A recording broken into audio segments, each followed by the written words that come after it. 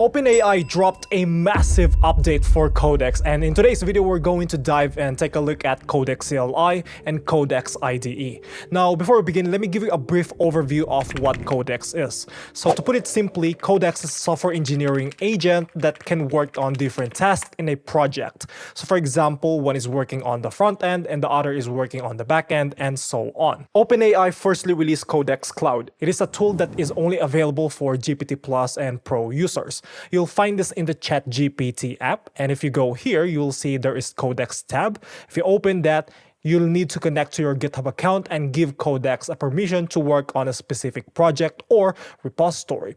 Once you're connected to your GitHub account, you can create a new environment, and here you'll find all of the repositories of your GitHub account. So let's just select Celeste. And here we go, we can finally work on this project. Here you'll see the environments, like if you have another project that you want to work on, this is where you can switch. We also have here the branches.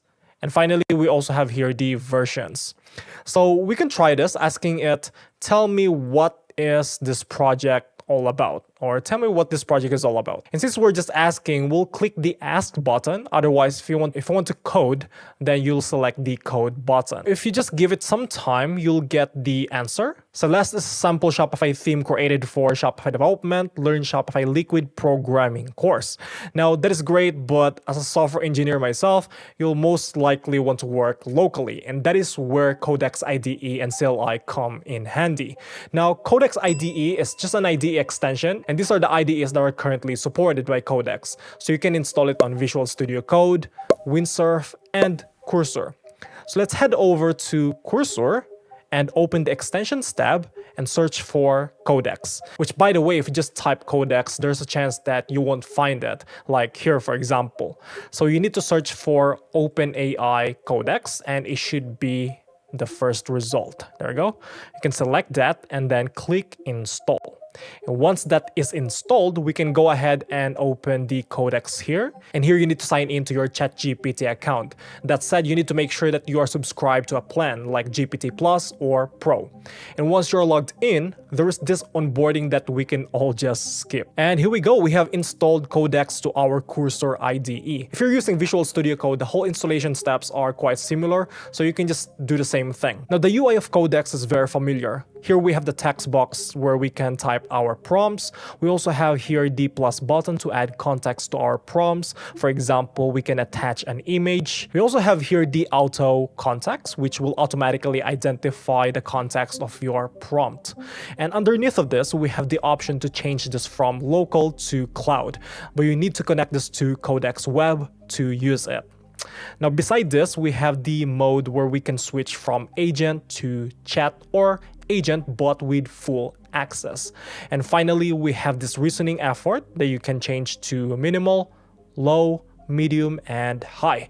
If you want best result, if you want good results, I highly recommend you choose high. However, this setting is going to make your agent much slower. So we're just gonna set this to medium for now. So let's try this. Currently, I'm using my portfolio project, and this project was made in Vue.js, but it's currently being upgraded to Nuxt 3.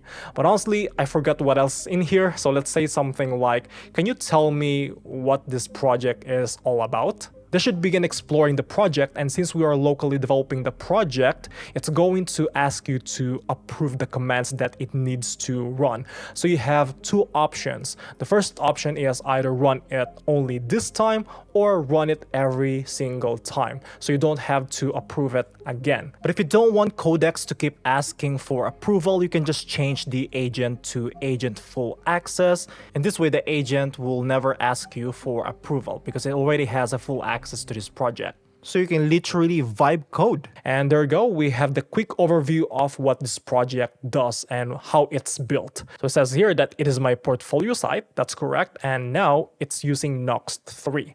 Now let's move on to the highlight of this video, and that is the Codex CLI. Codex CLI is like the competitor of Claude Code, and if you have used Claude Code before, you'll find Codex CLI very similar to that. Now to install Codex, all you need to do is run npm install -g at OpenAI /Codex. Once that is installed, you will need to sign into your ChatGPT account. Once again, you will need to subscribe to their Plus or Pro subscription. Now, since I already installed Codex IDE and signed into my ChatGPT account, it's no longer going to ask me to sign in again. So even if I open a new PowerShell and run Codex, that is going to work, and it knows already that I'm authenticated. Now, let's understand what we can actually do with Codex CLI. It's very similar to other CLI. We can type, "Who are you?" and it's going to respond just like that. We can also use / to see all the available commands that we can use. For example, we have the model command if you want to change the model or the reasoning effort, like what we saw earlier in the Codex IDE. You can use this model command. We also have here the approvals, the new command, init, compact, diff, mention, and status command. You can read the description beside them and it's very easy to understand. Now let's just try the status command. If you run this command, we'll get the information about our account, the model, and the token usage. The next thing that I'm going to do is show you Codex CLI in action. So here I have my Shopify app running. We can just go back to cursor and create a new terminal, and we'll just run Codex. And then here we can just type create a new page and display all of the products from my online store.